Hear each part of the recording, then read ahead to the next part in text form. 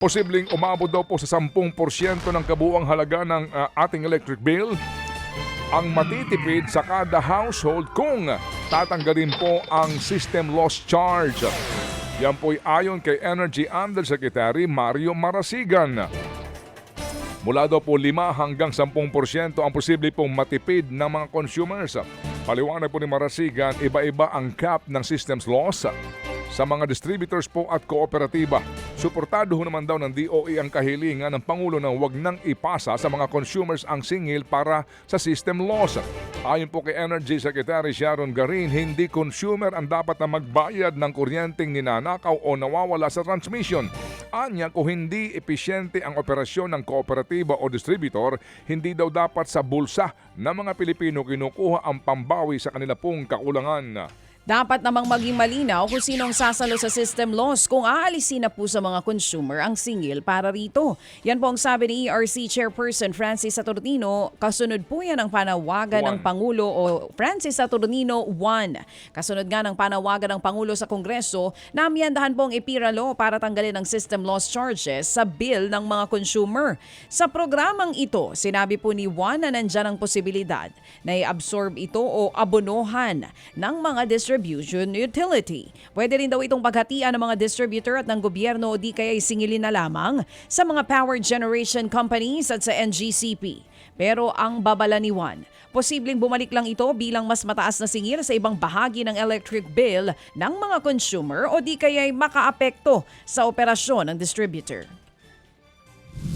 Kung ito naman ay magiging cost na i-absorb noong unregulated sectors, paano naman natin masisiguro na ito ay hindi rin babalik sa mga consumers through a higher generation charge? At kung ang mag-a-absorb naman, 100% niyan ay mga distribution utilities. Ang tanong naman ay, ito ba ay mababawi nila sa pamamagitan ng pagtataas ng kanilang distribution charge? O kaya naman ay talagang i-absorb na lang, pero ang magiging problema naman doon ay yung viability nila.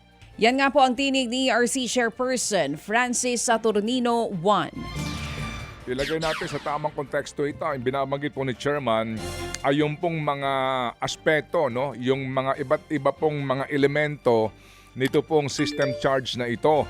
Na sa ganun po magkaroon nga ng malalimang pag-aaral. Alright, dito po sa isyong ito. Kumbaga ho, pag-aralan mabuti, pag-isipang mabuti, nang sa ganun po masiguro na hindi kinalaunan ikaw din na electric consumer ang siya palang magbabayad. Samantala po naman binawi po ni Pangulong Junior ang moratorium sa pagtatatag ng panibago pong eco zone sa Metro Manila. 7 taon mula nung una itong ipinatupad. Ayon po kay Trade Secretary Cristina Roque, meron pala tayong sekretary ng DTI.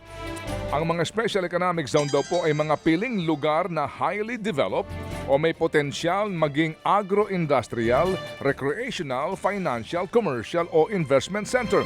Nakaakuha daw po ng tax perks ang mga enterprises na siya nag-ooperate sa loob ng Ecozone. Sabi pa ni Roque, malaking tagumpay ito para sa sektor ng IT at Business Processing Management at mahalagang hakbang para maisulong ang Pilipinas bilang pangunahing destinasyon para po sa digital services.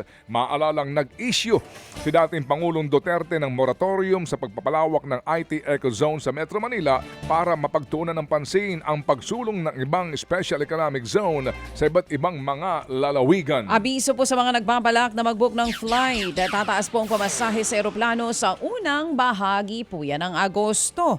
Itinaas po ng Civil Aeronautics Board sa Level 13 mga kapatid ang fuel surcharge mula August 1 hanggang August 15. Mula po yan sa kasalukuyang Level 8. Ang ibig sabihin, aakyat sa 423 piso hanggang 1,237 piso ang fuel surcharge para sa domestic flight. Maglalaro po sa halos 1,400 piso hanggang higit 10,000 piso ang surcharge. Sa mga lilipad palabas ng bansa, ang fuel surcharge ay hindi po kasama sa base fare ng isang airline pero posible itong ipatong sa inyong ticket para mabawi ang gastusin sa taas-babang presyo ng jet fuel. Kailangan maghain po ng application ng mga airline na planong maningil nito bago maging epektibo ang sinasabing adjustment. 99% daw po, 99% sure ang DOTR na masisimulan po ang operasyon ng MRT-7 sa susunod na taon. Pero partial operation lang. Ayon po kay Transportation Secretary Giovanni Lopez, 86% na ng proyekto ang nakukompleto at maaari pong magsimula ang biyahe nito sa ikalawang quarter ng 2027. Nauna pong inanunsyo ni Pangulong Marcos Jr. na bubuksan na daw po sa 2027 ang unang 12 istasyon ng MRT-7 na tatakbo mula North Avenue hanggang Sacred Heart. Paliwanag po ni Lopez, katatapos lamang daw po na ma-resolve ang issue pa rin sa right-of-way ng dalawang natitirang istasyon kaya hindi maisasabay sa pagbubukas ng ibang mga istasyon. Istasyon na lang kaya ng radyo.